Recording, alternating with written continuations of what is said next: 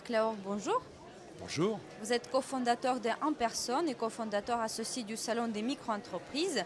Tout le monde parle du réseau relationnel. Il y a beaucoup d'idées. Selon vous, qu'est-ce que c'est un réseau relationnel? Alors le réseau relationnel, c'est quelque chose que tout le monde peut comprendre. C'est la somme des individus qu'on peut connaître ou croiser durant sa vie professionnelle ou sa vie tout court, hein. Bon, alors ça c'est une définition très simple, mais derrière cette définition simple, il y a une certaine complexité parce que les gens projettent des idées sur qu'est-ce qu'on fait avec ça, ça sert à quoi, les réseaux relationnels. Alors il y a beaucoup d'idées reçues qui ont la vie dure, en France notamment.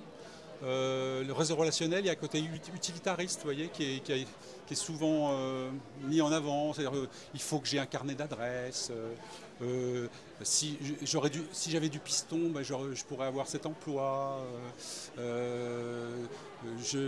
faut que je sois dans une grande école parce que comme ça, il y a tout un annuaire des anciens, etc.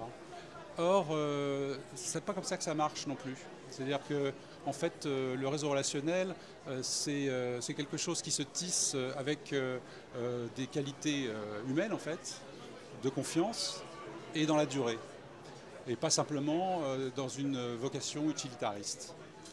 Vous êtes aussi co-auteur du livre Comment développer votre activité avec votre réseau relationnel chez Dunon. Mais la question est simple, comment utiliser donc le réseau dans une activité professionnelle? D'accord. Alors, justement, il ne faut pas utiliser le réseau. Un réseau relationnel, ce n'est pas... Vous n'utilisez pas vos amis. Hein, vous n'utilisez pas vos enfants. Ça s'appelle profiter.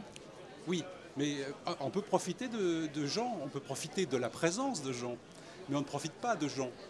Le réseau relationnel, il n'y a pas de fonction utilitariste. À partir du moment où on rentre dans une idée de se servir des gens pour obtenir quelque chose, on fait totalement fausse route.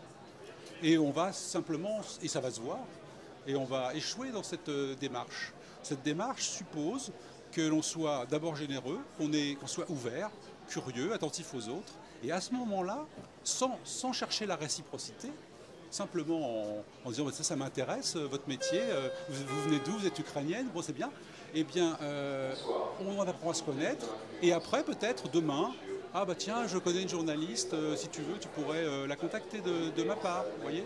Mais sur le moment, c'est juste voilà, une conversation. C'est juste un contact, juste une conversation, une interview qu'on fait exactement. Et s'il y a une idée derrière la tête, c'est mort. Ça marche jamais? Ça ne marchera pas. Dans ces cas-là, est-ce que vous pouvez donner un conseil aux créateurs d'entreprises, aux entrepreneurs par rapport au réseau relationnel? Oui, alors donc je leur dirais de se décomplexer par rapport à cette notion-là, parce que réseau relationnel, c'est très technique, hein. On se dit, oh là là, ça doit être compliqué de faire ça.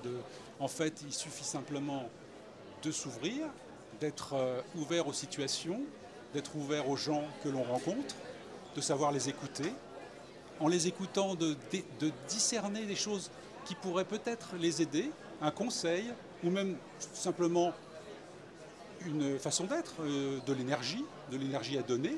Ben, les gens, déjà, ils en ont besoin. Ils disent, tiens, ça m'a fait plaisir de parler avec cette personne-là. Et puis voilà, puis on laisse une trace, on laisse un nom, on échange une carte, et on verra ce que la vie fera de ce moment-là.